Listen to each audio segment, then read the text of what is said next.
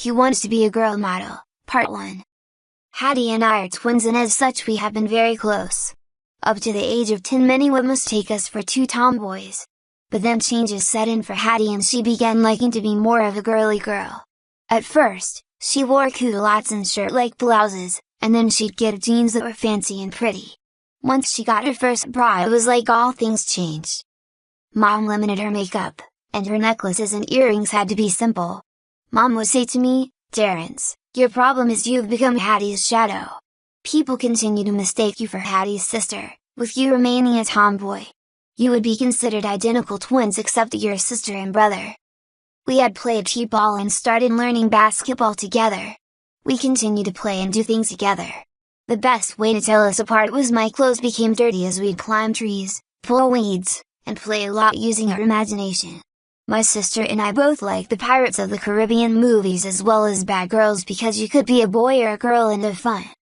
When Hattie began to change, I was still a friend of most of her girlfriends and they continued to be comfortable with me tagging along. They knew I had played girl things with Hattie.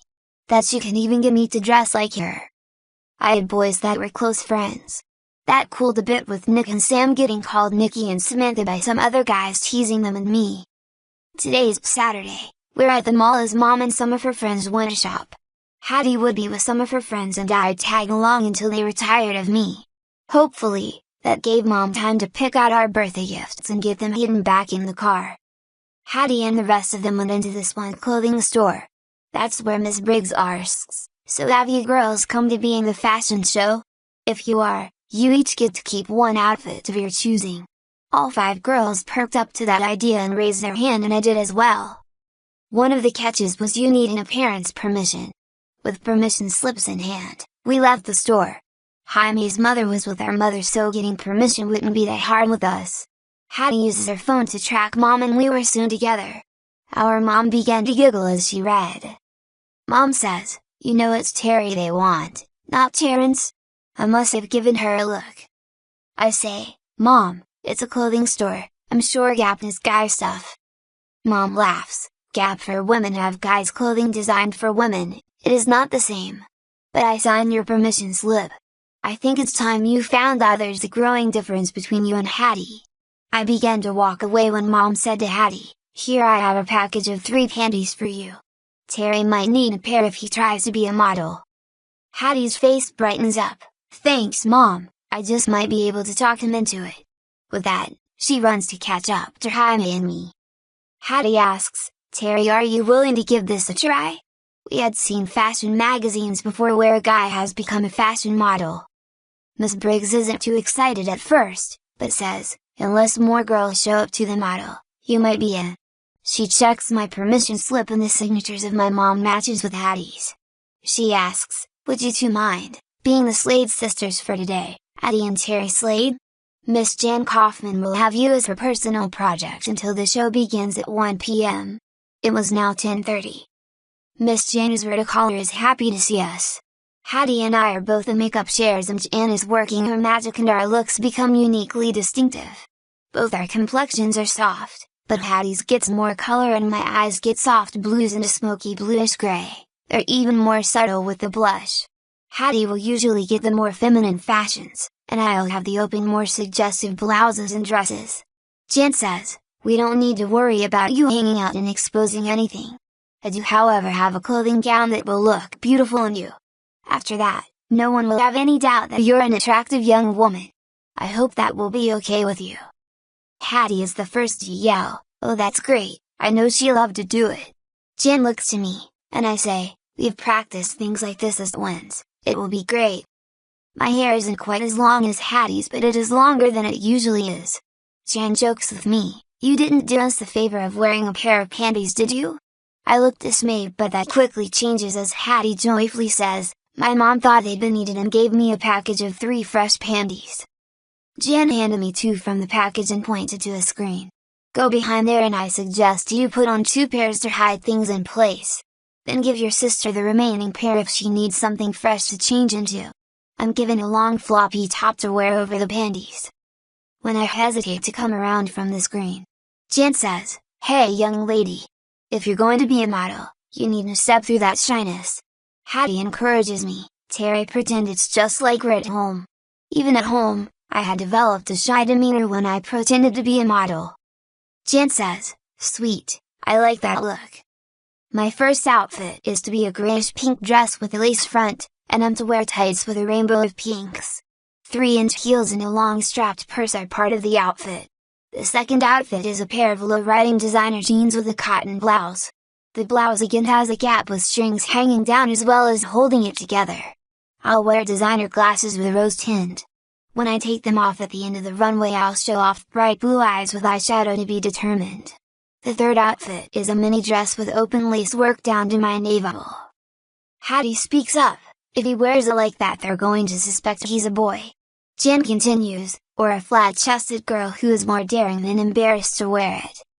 My fourth and final change will be into a full skater dress showing my curves, including that I am wearing a bra with noticeable breasts. Jen says, "You're even to go out in this dressy gown and sign autographs and say hello, afterward. Do you think you can do that?" I pause and I know Jen is waiting for me to respond. "Miss Briggs has even come into our area." I gawp for air as I consider my words. I say, "If my sister is willing to do it with me, and if my mother isn't complaining after she watches me take part in the fashion show, I'll be happy to do so." Jen says, "I am proud of you. I'm guessing since your mother already signed your permission slip, it is likely that she will accept our last request. We will, however, live with her decision." Jen turns to Hattie, "And you know what she'll be wearing and that the two of you will be doing so as the Slade sisters. Are you willing to be part of the greeting committee with Terry after the fashion show?" Miss Briggs speaks up, "If you remember, I told you before each of you gets to keep one of the outfits you've modeled. And we are obligated to pay you the minimum wage for your time working with us. But it is our policy to pay volunteers $12 per hour and our professional models will be paid at the minimum rate of $25 per hour unless another agreement has been reached with them." She says, "Jan is one such model as we are shorthanded for models. If it would be an incentive for you, I am able to tell you that Jan receives over $75 per hour as a model. It is above that, but $75 is what I am able to tell you." I could see my sister Hattie mouthing the words 75. Hattie, Jaime, and I had already shown Jan how we've acted out modeling before. Quickly Jan instructs us about walking straight, how we're to hold our hands and move our arms as we walk back and forth on the runway. She tells us how to step, stop, and shift our weight as we turn at the end of the runway. She is in part seeking to simplify what we will do, saying, "It is natural to get nervous and to hurry things." She has us count 10 seconds to walk to the end of the runway. 10-12 to pause and turn, making eye contact with 3 people and then another 10 seconds returning. We are to return into where we started and wait until we're excused. I am supposed to eat half of a sandwich to keep my energy up and to sip my drink enough to wet my throat. I'm to leave most for the fashion show in between changes. I watch the selection of clothes for Hattie and I'm kind of jealous. Her dresses and outfits are more colorful. I am taken with how fashionable she looks in each.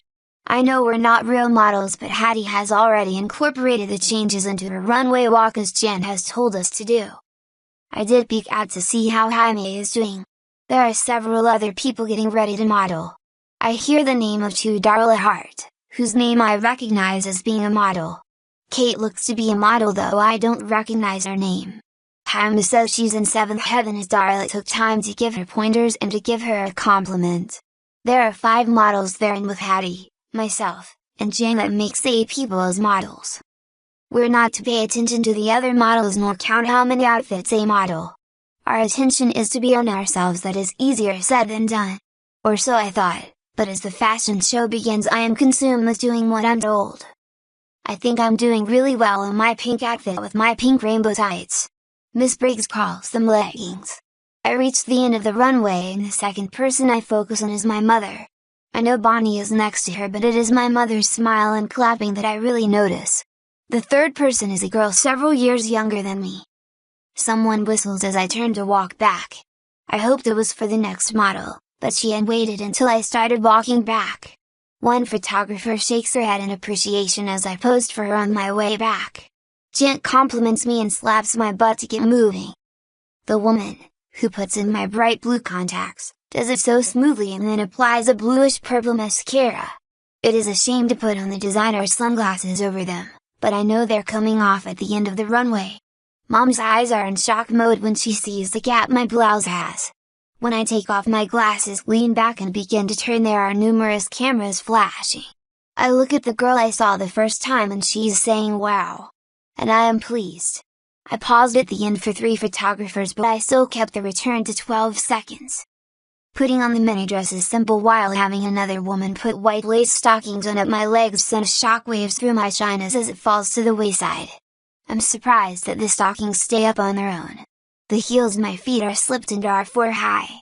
My hair is brushed differently, the jewelry more flashy, the front of the dress is open. And I fear that my panties will show from the top or the bottom. I am not sure what to make of my mother enthusiastically applauding when I finally make my way down the runway. The whistles come from girls as well as guys. I did hear one person say, maybe she's not a girl.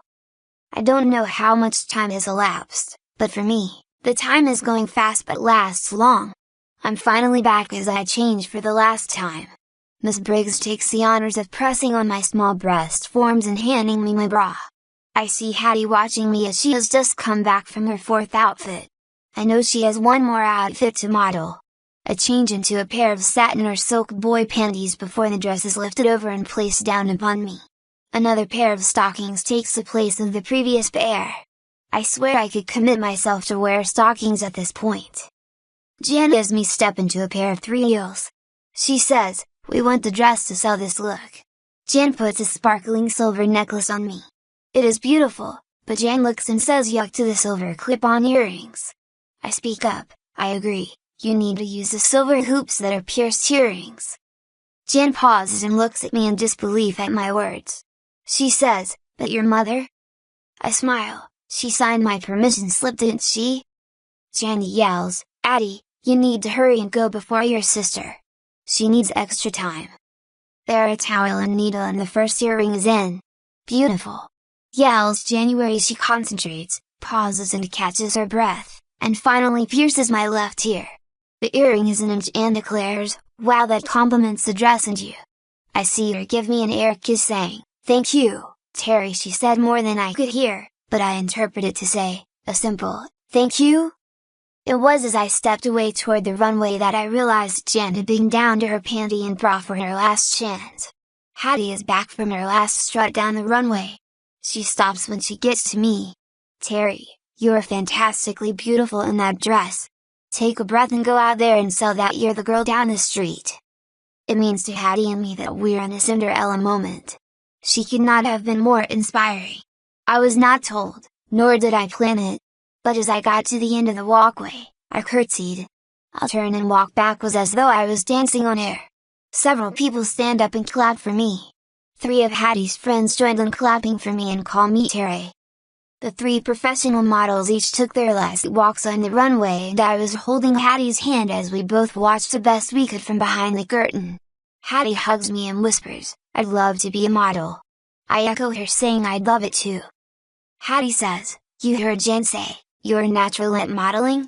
When I say, really? Hattie understands I had not heard it the first time. You know Hattie, part of what works for me is us doing it together.